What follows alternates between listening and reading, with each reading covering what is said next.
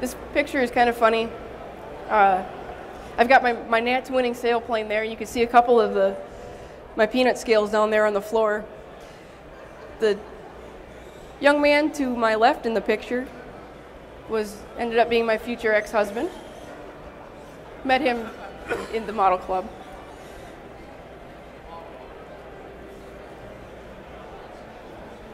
After college, I guess we go through these phases, If you're helping a lot of kids do modeling, eventually they grow up and they tend to leave modeling.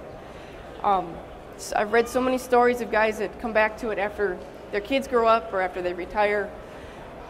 And I was really no exception to that. I went to college. I guess my main focus was school and work and boys and all that. And I really got out of modeling for a little bit. We did some RC modeling. I really didn't do any free flight at all. And, I started working full time, and eventually my husband at the time, he worked a lot of night shift, evening shift, and after a while of being at home alone a lot, I just got really bored. And I dug out my old box of free flight model plans from when I was a kid. So now by this time they were 12 years old or so. And I started going through those, and I started building models again. And I remember calling up Larry on the phone one day, and I said, I'm getting back into modeling again. Is there anything good going on up in Sturgeon Bay? Because I had moved a couple of counties away. And he said, well, not really, but why don't you come to Oshkosh? And so I said, okay. And, I forgot to tell you, Larry and his family, when I was a kid, they invited me along, and I spent a lot of years at the entire event of the Experimental Aircraft Association convention, a week long in Oshkosh, just soaking up all of this aviation stuff. And so it was good to get back in touch with him again. And he said, well, why don't you come on to Oshkosh? You can volunteer. I'll get you in for cheap.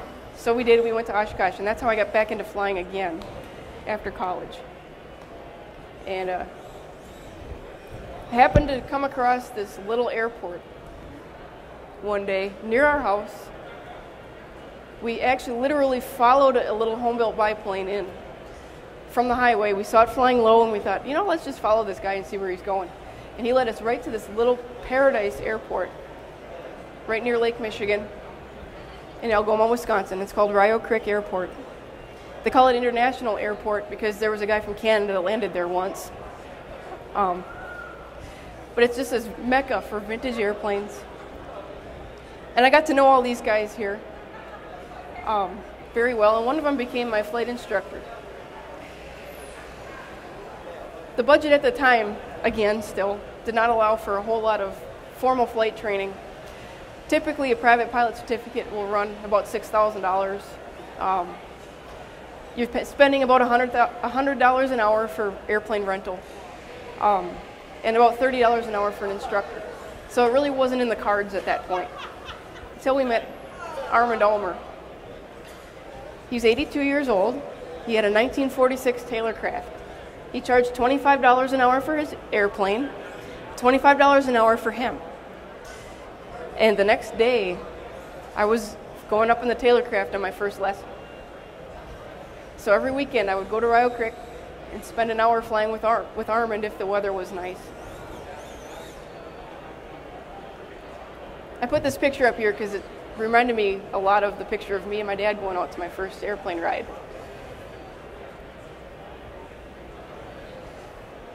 Armand, while I was at Rio Creek taking lessons with him, he gained a little bit of notoriety in the state for being the oldest flight instructor in the state.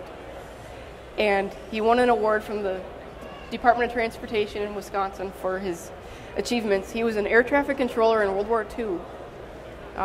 He used to control B-17s in Bangor, Maine. And through the GI Bill, he got his pilot certificates, and he was an instructor for his entire career. Not many people do that. This particular picture was in the Green Bay Press Gazette. Actually, I'm in the very lower corner there because they interviewed me for the story. Now, if you look at this airplane, you see a whole lot of duct tape on the front of it. There's a good reason for that. In Wisconsin, the weather gets pretty cold, and so the little 65 horse Continental didn't put out much heat, and so I helped him put that tape on there to block off the airflow to keep the oil nice and warm. Well, Armin made it onto Jay Leno because somebody clipped this and sent it to him because they thought it was funny. So I've got a clip here. So that was my instructor.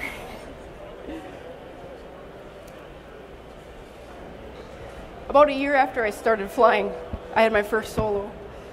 To give you an idea of how widely spaced my lessons were, I had 15 hours total time when I soloed, nearly a year later. There were a lot of maintenance issues with the airplane. The runway got snowed in the wintertime. 9/11 happened in there as well, which shut us down for a good month. And so if you keep at it, eventually you'll get there. It just may take longer than you expect.